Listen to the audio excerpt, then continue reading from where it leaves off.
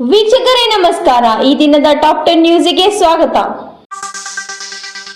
ನಗರ ಸಚಿವ ಸ್ಥಾನ ಸಿಗದಂತೆ ನಮ್ಮ ಜಿಲ್ಲೆಯವರೇ ಅಡ್ಡಪಡಿಸಿದ್ದಾರಂತೆ. ಸಿದ್ದರಾಮಯ್ಯ ನೆಪ ಹೇಳಿದ್ರು ಸತ್ಯ ಹೇಳಿದ್ರು ಗೊತ್ತಿಲ್ಲ. ಹೊಸ ಬಾಂಬ್ ಸಿಡಿಸಿದ್ದ ಶಾಸಕ ಬಿಆರ್ ಪಾಟೀಲ್.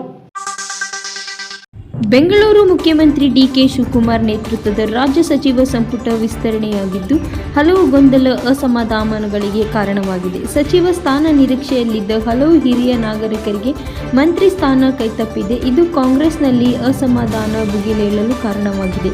ಈ ಬಾರಿ ಸಚಿವ ಸ್ಥಾನದ ಮೇಲೆ ಕಣ್ಣಿಟ್ಟಿದ್ದ ಕಲಬುರಗಿ ಜಿಲ್ಲೆಯ ಆಳಂದ ಶಾಸಕ ಬಿಆರ್ ಪಾಟೀಲ್ ಅವರು ಸಚಿವ ಸ್ಥಾನಕ್ಕೆ ಸಿಕ್ಕಿಲ್ಲ. ಇದರಿಂದ ನಿರಾಶಿತರಾಗಿರುವ ಅವರು ಕಾಂಗ್ರೆಸ್ ನಾಯಕರ ವಿರುದ್ಧ ಬಹಿರಂಗವಾಗಿ ಅಸಮಾಧಾನ ಹೊರಹಾಕಿದ್ದಾರೆ. ಸಚಿವ ಸ್ಥಾನ ವಂಚನೆ ವಿಚಾರವಾಗಿ ಪ್ರತಿಕ್ರಿಯಿಸುವ ಬಿಆರ್ ಪಾಟೀಲ್ ಸ್ವಪಕ್ಷೀಯ ವಿರುದ್ಧವೇ ತೀವ್ರ ಅಸಮಾಧಾನ ಹೊರಹಾಕಿದ್ದಾರೆ. ನನಗೆ ಸಚಿವ ಸ್ಥಾನ ಸಿಗದಂತೆ ತಡೆಯಲು ನಮ್ಮ ಸ್ವಂತ ಜಿಲ್ಲೆಯ ನಾಯಕರೇ ಅಡ್ಡಿಪಡಿಸಿದ್ದಾರೆ ಎಂದು ಆರೋಪಿಸಿದ್ದಾರೆ. ನನಗೆ ಸಚಿವ ಸ್ಥಾನ ನೀಡಲು ನಮ್ಮ ಜಿಲ್ಲೆಯವರೇ ಅಡ್ಡಿಪಡಿಸಿದ್ದಾರಂತೆ. ಈ ಬಗ್ಗೆ ಸಿದ್ದರಾಮಯ್ಯ ಅವರೇ ಹೇಳಿದ್ದಾರೆ. ಸಿದ್ದರಾಮಯ್ಯ ನೆಪ ಹೇಳಿದ್ರು ಸತ್ಯ ಹೇಳಿದ್ರು ಗೊತ್ತಿಲ್ಲ ಎಂದು ಹೊಸ ಬಾಂಬ್ ಸಿಡಿಸಿದ್ದಾರೆ. ಹಿರೋಶಿಮಾದ ಪಾಠ ಮರೆತ ಜಗತ್ತು, ಅಣು ಯುದ್ಧಕ್ಕೆ ಮತ್ತಷ್ಟು ಸನಿಹ. 1945 ಆಗಸ್ಟ್ 6ರಂದು ಜಪಾನ್ ಹಿರೋಶಿಮಾ ನಗರದ ಮೇಲೆ ಬಿದ್ದ ಅಣು ಬಾಂಬ್ ಮಾನವ ಇತಿಹಾಸದ ದಿಕ್ಕನ್ನೇ ಬದಲಿಸಿತು.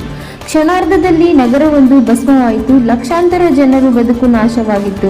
ಆ ದುರಂತದ ಬಳಿಕ ಜಗತ್ತು ಅಣುಅಸ್ತ್ರಗಳ ಭೀಕರತೆಯನ್ನು ಅರಿತುಕೊಂಡು ಇಂತಹ ದುರಂತ ಮತ್ತೆ ನಡೆಯಬಾರದು ಎಂಬ ಸಂಕಲ್ಪ ಮಾಡಿತು. ಆದರೆ ಹಿರೋಶಿಮಾ ದುರಂತದ 8 ದಶಕಗಳ ಬಳಿಕ ಜಾಗೃತಿಕ ಪರಿಸ್ಥಿತಿ ಮತ್ತೊಮ್ಮೆ ಆತಂಕ ಹುಟ್ಟಿಸುವಂತಾಗಿದೆ. ಉಕ್ರೇನ್ ಯುದ್ಧ, ಅಮೆರಿಕ ಚೀನಾ ಪೈಪೋಟಿ, ರಷ್ಯಾದ ಅಣ್ವಸ್ತ್ರ ಎಚ್ಚರಿಕೆಗಳು, ಪಶ್ಚಿಮ ಏಷ್ಯಾ ಉದ್ವಿಗ್ನತೆಯನ್ನು ಹಾಗೂ ಉತ್ತರ ಕೊರಿಯಾ ಕ್ಷಿಪಣಿ ಪರೀಕ್ಷೆಗಳು ವಿಶ್ವವನ್ನು ಹೊಸ ಆಪತ್ಭಾಯತ ತಳ್ಳುತ್ತಿರುವ ಬೆಳವಣಿಗೆಗಾಗಿ ಪರಿಣಮಿಸಿವೆ. ಆಗಸ್ಟ್ 14ರಂದು ಸಭಾಪತಿ ಸ್ಥಾನಕ್ಕೆ ರಾಜೀನಾಮೆ ನೀಡುತ್ತೇನೆ, ಬಸವರಾಜ ಹೊರಟ್ಟಿ ಘೋಷಣೆ. ಬೆಂಗಳೂರು ವಿಧಾನ ಪರಿಷತ್ ಸಭಾಪತಿ ಸ್ಥಾನದಲ್ಲಿ ನಿರ್ಗಮಿಸಲು ಬಸವರಾಜ ಹೊರಟ್ಟಿ ಅವರು ಅಧಿಕೃತವಾಗಿ ತೀರ್ಮಾನಿಸಿದ್ದು ಆಗಸ್ಟ್ 14ರಂದು ತಮ್ಮ ಸ್ಥಾನಕ್ಕೆ ರಾಜೀನಾಮೆ ನೀಡಲು ನಿರ್ಧರಿಸಿದ್ದಾರೆ. ಮುಖ್ಯಮಂತ್ರಿ ಡಿಕೆ ಶಿವಕುಮಾರ್ ಹಾಗೂ ಕೆಪಿಸಿಸಿ ಕಾರ್ಯಾಧ್ಯಕ್ಷ ಬಿಕೆ ಹರಿಪ್ರಸಾದ್ ಅವರು ಸಭಾಪತಿಗೆ ಹುದ್ದೆಗೆ ರಾಜೀನಾಮೆ ನೀಡುವಂತೆ ವೈಯಕ್ತಿಕವಾಗಿ ಭೇಟಿಯಾಗಿ ಮನವಿ ಮಾಡಿದ ಬೆನ್ನಲ್ಲೇ ಹೊರಟ್ಟಿ ಅವರು ಪ್ರಮುಖ ನಿರ್ಧಾರ ಕೈಗೊಂಡಿದ್ದಾರೆ. ಈ ಕುರಿತು ಸುದ್ದಿಗಾರರೊಂದಿಗೆ ಮಾತನಾಡಿದ ಸಭಾಪತಿ ಬಸವರಾಜ ಹೊರಟ್ಟಿ ಅವರು ಸಭಾಪತಿ ಸ್ಥಾನಕ್ಕೆ ರಾಜೀನಾಮೆ ನೀಡುವಂತೆ ಮುಖ್ಯಮಂತ್ರಿಗಳು ಮನವಿ ಮಾಡಿದ್ದಾರೆ.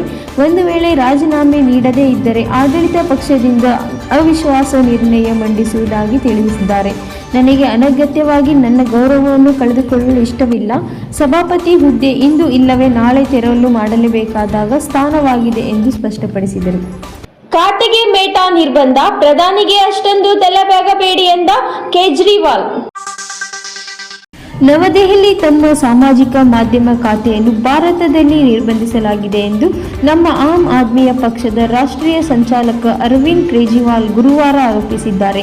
ಅಲ್ಲದೆ ನಿರ್ಬಂಧದ ಹಿಂದಿನ ಕಾರಣವೇನು ಎಂದು ಮೇಟಾ ಸಂಸ್ಥೆಯನ್ನು ಪ್ರಶ್ನಿಸಿದ್ದಾರೆ.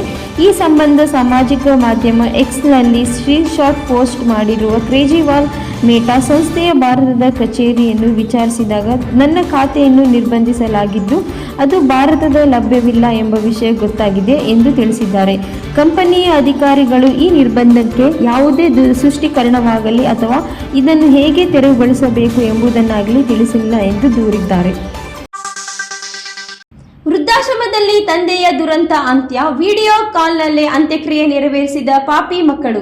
ಹರಿಯಾಣ ತಮ್ಮ ಇಡೀ ಜೀವನಮಾನವನ್ನು 3 ಹೆಣ್ಣು ಮಕ್ಕಳ ಶಿಕ್ಷಣ, ಉನ್ನತ ಭವಿಷ್ಯ ಮತ್ತು ಪಾಲನೆಗಾಗಿ ದಾರ ಎರೆದ ತಂದೆಯೊಬ್ಬರ ಕೊನೆಗಾಲ ವೃದ್ಧಾಶ್ರಮದಲ್ಲಿ ಅತ್ಯಂತ ದಯನೀಯವಾಗಿ ಅಂತ್ಯಗೊಂಡಿದ್ದೆ. ಮರಣ ಸಮಯದಲ್ಲಾಗಲಿ ಅಥವಾ ಅಂತಿಮ ವಿಧಿವಿಧಾನಗಳ ಸಂದರ್ಭದಲ್ಲಾಗಲಿ ಕನಿಷ್ಠ ಒಬ್ಬ ಮಗಳು ಸಶರೀರವಾಗಲಿ ಭಾಗಿಯಾಗಲು ಸಾಧ್ಯವಾಗದೆ ವಾಟ್ಸಪ್ ವಿಡಿಯೋ ಕರೆ ಮೂಲವೇ ಅಂತಿಮ ದರ್ಶನ ಪಡೆದ ಕರುಣಾಜನಕ ಘಟನೆ ಹರಿಯಾಣದ ಸೋನಿಪತ್ನಲ್ಲಿ ನಡೆದಿದೆ.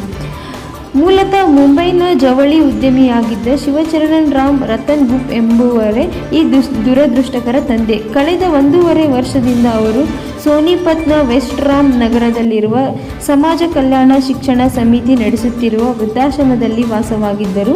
ಅವರ ಪತ್ನಿ ಮೀನಾ ಕೂಡ ಈ ಹಿಂದೆ ಇದೇ ವೃದ್ಧಾಶ್ರಮದಲ್ಲಿದ್ದು ಕೆಲವು ಸಮಯದ ಹಿಂದೆ ನಿಧನರಾಗಿದ್ದರು. ಗುಪ್ತಾ ಅವರು ತಮ್ಮ 3 ಹೆಣ್ಣು ಮಕ್ಕಳಿಗೆ ಉತ್ತಮ ಶಿಕ್ಷಣ ನೀಡಿದ್ದರು. ಅವರು ಹಿರಿಯ ಮಗಳು ಅನಿತಾ ನೇಪಾಳದಲ್ಲಿ ಶಿಕ್ಷಕಿಯಾಗಿದ್ದಳು. 2ನೇ ಮಗಳು ನಿಶಾ ಉತ್ತರ ಪ್ರದೇಶದಲ್ಲಿ ಅಂಜನ್ಗಂಡದಲ್ಲಿ ಹಾಗೂ ಹಿರಿಯ ಮಗಳು ಪ್ರಿಯಾ ಮುಂಬೈನಲ್ಲಿ ನೆಲೆಸಿದ್ದಾರೆ. 3 ವಿವಾಹಿತರಾಗಿದ್ದು ತಮ್ಮದೇ ಆದ ಕುಟುಂಬಗಳನ್ನು ಹೊಂದಿದ್ದಾರೆ. ಪ್ರಮಾಣ ವಚನ ಸ್ವೀಕರಿಸಿ 3 ದಿನವಾದರೂ 20 ಸಚಿವರಿಗೆ ಹಂಚಿಕೆಯಾಗಿಲ್ಲ. ಖಾತೆ ಕಾರಣ ಇದೆ. ಕರ್ನಾಟಕ ಸರ್ಕಾರ ನೂತನ ಸಚಿವ ಪ್ರಮಾಣ ವಚನ ಸ್ವೀಕಾರ ಹಾಗೂ ಖಾತೆ ಹಂಚಿಕೆಯ ಬಾರಿ ಕಗ್ಗಂಟಾಗಿ ಪರಿಗಣಿಸಿದೆ. ಕರ್ನಾಟಕದಲ್ಲಿ ಕಳೆದ 2 ತಿಂಗಳಿಂದಲೂ ಸಚಿವ ಸಂಪುಟ ವಿಸ್ತರಣೆ ವಿಚಾರವು ಭಾರಿ ಕಗ್ಗಂಟಾಗಿತ್ತು. ಆದರೆ ಇದೀಗ ಸಚಿವ ಸಂಪುಟ ವಿಸ್ತರಣೆಯಾದರೂ ಸಹ ಖಾತೆ ಹಂಚಿಕೆಯಾಗದೇ ಇರುವುದು ಭಾರಿ ಚರ್ಚೆಗೆ ಕಾರಣವಾಗಿದೆ. ನೂತನ ಸಚಿವ ಪ್ರಮಾಣ ವಚನ ಸ್ವೀಕಾರ ಮುಗಿದು 3 ದಿನಗಳೇ ಕಳೆದರೂ ಖಾತೆಗಳ ಸುಳಿವು ಇಲ್ಲ ಎಂದು ವಿರೋಧ ಪಕ್ಷ ವಿರೋಧರು ವ್ಯಕ್ತಪಡಿಸಿವೆ. ಈ ಸಂಬಂಧ ಸೋಷಿಯಲ್ ಮೀಡಿಯಾದಲ್ಲಿ ಪೋಸ್ಟ್ ಮಾಡಿರುವ ವಿರೋಧ ಪಕ್ಷ ನಾಯಕ ಆರ್ ಅಶೋಕ್ ಅವರು ಡಮ್ಮಿ ಮುಖ್ಯಮಂತ್ರಿ ಡಿ.ಕೆ. ಶಿವಕುಮಾರ್ ಅವರೇ ಪೇಮೆಂಟ್ ಕೋಟಾ ಸಚಿವರ ಖಾತೆ ಹಂಚಲು ಹೈಕಮಾಂಡ್ ಅನುಮತಿಗಾಗಿ ಕಾಯುತ್ತಿದ್ದರು ಅಥವಾ ನಿಗದಿತೆಯಾಗಿ ಪೇಮೆಂಟ್ ಇನ್ನೂ ಖಾತೆಗೆ ಜಮಾ ಆಗಿಲ್ಲವೆಂದು ತಡೆ ಹಿಡಿದಿದ್ದರು ಎಂದು ಪ್ರಶ್ನಿಸಿದ್ದಾರೆ. ಟಿ20 ಕ್ರಿಕೆಟ್ನಲ್ಲಿ ಹೊಸ ಚರಿತ್ರೆ. ಓಲಾಟ್ ದಾಖಲೆ ಧೂಳಿಪಟ ಮಾಡಿದ ನಂಬರ್ 1 ಪಟ್ಟಕ್ಕೆ ಕೇರಿಸಿದ ಜೋಸ್ ಬಟ್ಲರ್. ಇಂಗ್ಲೆಂಡ್ ಆಟಗಾರರ ಜೋಸ್ ಬಟ್ಲರ್ ದ 100 ಟೂರ್ನಿಯಲ್ಲಿ ಮ್ಯಾಂಚೆಸ್ಟರ್ ಸೂಪರ್ ಜೈಂಟ್ಸ್ ತಂಡದ ನಾಯಕನಾಗಿ ಆಯ್ಕೆಯಾದ ಪಂದ್ಯದಲ್ಲೇ ವಿಶ್ವ ದಾಖಲೆ ಬರೆದಿದ್ದಾರೆ. ಬುಧವಾರ ಆಗಸ್ಟ್ 5 ನಡೆದ ಪಂದ್ಯದಲ್ಲಿ ಫೈರ್ ವಿರುದ್ಧ ಅಜಯ್ 51 ರನ್ ಗಳಿಸುವ ಮೂಲಕ ಟಿ20 ಕ್ರಿಕೆಟ್ನಲ್ಲಿ ಅತಿ ಹೆಚ್ಚು ರನ್ ಗಳಿಸಿದ್ದ ವೆಸ್ಟ್ ಇಂಡೀಸ್ ಮಾಜಿ ಕ್ರಿಕೆಟರ್ ಕಿರಣ್ ಪೊಲಾರ್ಡ್ ದಾಖಲೆಯನ್ನು ಬಟ್ಲರ್ ಮುರಿದಿದ್ದಾರೆ. ಮಾರ್ಚೆಂಡಸ್ನ ಎಮಿರೇಟ್ಸ್ ಓಲ್ಡ್ ಟ್ರಾಫರ್ಡ್ನಲ್ಲಿ ನಡೆದ ಪಂದ್ಯ 20 ಎಸೆತಗಳಲ್ಲಿ 2 ಬೌಂಡರಿ ಹಾಗೂ 6 ಸಿಕ್ಸರ್ ನೆರವಿನಿಂದ 51 ರನ್ ಚಚ್ಚಿದ ಬಟ್ಲರ್ ದ 100 ಟೂರ್ನಿಯಲ್ಲಿ ಸೂಪರ್ ಜೈಂಟ್ಸ್ ತಂಡವು 155 ರನ್ಗಳನ್ನು ಗುರಿಯನ್ನು ಕೇವಲ 69 ಎಸೆತಗಳಲ್ಲಿ ತಲುಪಿ 9 ವಿಕೆಟ್ಗಳ ಭರ್ಜರಿ ಜಯ ಸಾಧಿಸಲು ನೆರವಾದರು.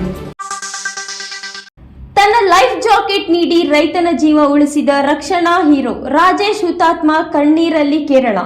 ಪ್ರಾಣ ಉಳಿಸುವುದೇ ತನ್ನ ಧೈರ್ಯವಾಗಿಸಿಕೊಂಡ ರಕ್ಷಣಾ ವೀರನೊಬ್ಬ ಮತ್ತೊಂದು ಜೀವಕ್ಕಾಗಿ ತನ್ನ ಜೀವವನ್ನೇ ತ್ಯಾಗ ಮಾಡಿದ ಮನಕುಲುಕುವ ಘಟನೆ ಕೇರಳದಲ್ಲಿ ನಡೆದಿದೆ. ಭೀಕರ ಪ್ರವಾಹದ ನಡುವೆ ಸಿಲುಕಿದ್ದ ರೈತರನ್ನು ರಕ್ಷಿಸಲು ತನ್ನದೇ ಲೈಫ್ ಜಾಕೆಟ್ ನೀಡಿ ಆತನನ್ನು ಸುರಕ್ಷಿತವಾಗಿ ದಡ ಸೇರಿಸಿ ವಿಪತ್ತು ರಕ್ಷಣಾ ಸ್ವಯಂ ಸೇವಕ ಆರ್ ರಾಜೇಶ್, ವಯಸ್ಸು 36, ಇದೀಗ ಅಮರರಾಗಿದ್ದಾರೆ. ಸಾವಿರಾರು ಜನರ ಜೀವ ಉಳಿಸಿದ ಈ ಸಾಹಸ ಕೊನೆಗೂ ತನ್ನ ಮಾನವೀಯತೆಯ ಕಾರ್ಯದಿಂದಲೇ ಇಡೀ ಕೇರಳದ ಕಣ್ಣೀರಿನ ವಿದಾಯ ಪಡೆದಿದ್ದಾರೆ. ಪ್ರವಾಹದ ರೂಪದಲ್ಲಿ ಅಪ್ಪಳಿಸಿರುವ ನೀರಿನ ಹೊಳೆಗಾಗಲಿ ಕುಸಿಯುವ ಭೂಕುಸಿತಗಳಾಗಲಿ ಕರೆ ಬಂದ ತಕ್ಷಣವೇ ಅಪಾಯದಲ್ಲಿರುವವರನ್ನು ರಕ್ಷಿಸಲು ತಮ್ಮ ಪ್ರಾಣವನ್ನೇ ಪಣಕ್ಕಿಡುವುದ ನಿಜವಾದ ಹೀರೋ ಒಬ್ಬರನ್ನು ಕೇರಳ ಕಳೆದುಕೊಂಡಿದೆ. ತಿರುವನಂತಪುರಂ ಜಿಲ್ಲೆಯ ಕಲ್ಲಿಯೂರು ಪ್ರದೇಶದ ಈಜು ಹಾಗೂ ಯಾರ್ಪೆಂಗ್ಲಿಂಗ್ ಅಂದರೆ ಹಗ್ಗದ ಸಹಾಯದಿಂದ ಬೆಟ್ಟ ಇಳಿಯುವ ತರಬೇತಿದಾರರ ಮತ್ತು ಪ್ರಸಿದ್ಧ ವಿಪತ್ತು ರಕ್ಷಣಾ ಸ್ವಯಂ ಸೇವಕ ಆರ್ ರಾಜೇಶ್ ಇತ್ತೀಚಿನ ಕೇರಳ ಪ್ರವಾಹದಲ್ಲಿ ಹುತಾತ್ಮರಾಗಿದ್ದಾರೆ. ಇದಿಷ್ಟು ಈ ದಿನದ ಟಾಪ್ 10 ನ್ಯೂಸ್. ನಿರಂತರ ಸುದ್ದಿಗಾಗಿ ನೋಡ್ತಾ ಇರಿ NK Steve4, ಇದು ನಿರಂತರ ಕಾರ್ಯಪಡೆ.